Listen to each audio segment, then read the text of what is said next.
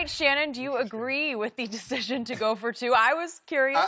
That's awful presumptuous of him. Skip, I didn't like the call, but I understand his reasonings. But if you look at it, you're under the impression that your offense is going to get the ball into the end zone on a 2-point play. Have you watched your offense this year, Pat Sherman? Maybe you see something different. Maybe because you're closer to it, you see something different than what I watch on television. Yeah. Because when I watch it now, if that's Kansas City, if that's the Saints, that's the Rams, the Minnesota, Skip, I got no problem with that. True. Maybe the second 2-point play should have been your first 2-point play. So you got a 235-pound back with great acceleration. You don't give him the ball. You put it in Eli. And Pat, let me make a recommendation. When Eli has the ball in his hand, you cover your mouth.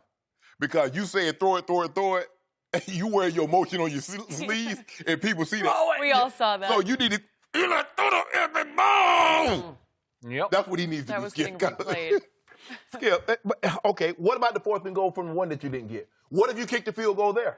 So what's the mathematics?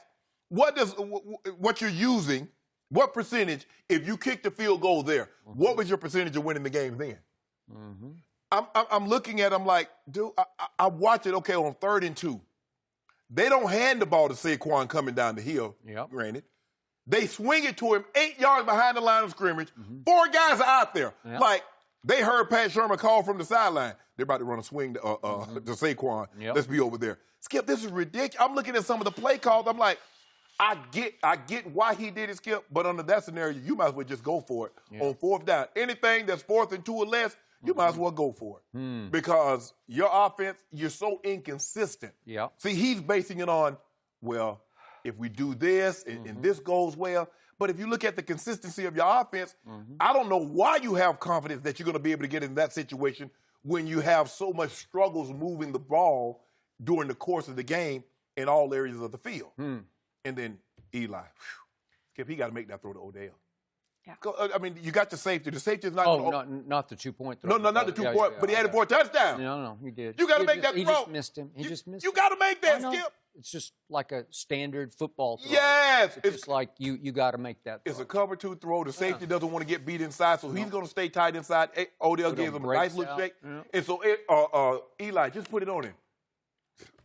That was a big play in the game. That could have Yes. momentum.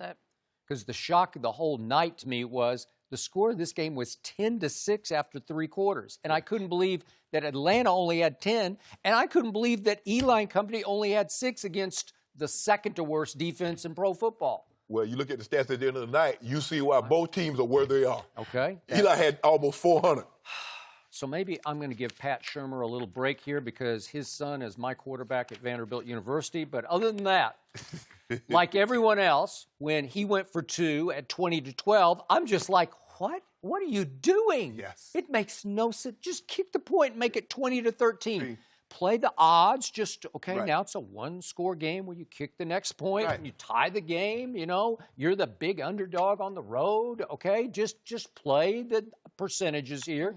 And yet, when I listened to him after the game, he was so forthright about it, and he was compellingly convincing that I never thought of that. He was thinking way outside a box most coaches never leave mentally, which is, wait a second, if we make it, my chances go up 50% because then all I have to do is kick the next extra point to win the game. Yeah, but if I know. But then the reason it's hard to completely condemn him is the play that he called and ran should have been 2 points because it hit Odell right in the hands. I know it wasn't like the easiest catch because that was the second time around, though, Skip. No, okay, I got it. Yeah. But my point is, you had a play that could have worked, right? Did Odell bang his head on the sideline? Did he kick the net?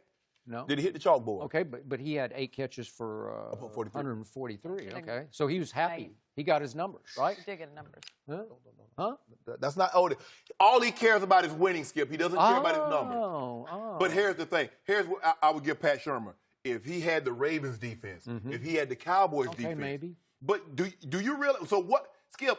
They're going to Matt Ryan is finished the night 31 of 39 for 379, no interceptions. What made you think at that point, oh, you're saying like, this is what we're going to do. We're going to score 2 here, we're going to score again, and we're going to kick the PAT and we're going to win.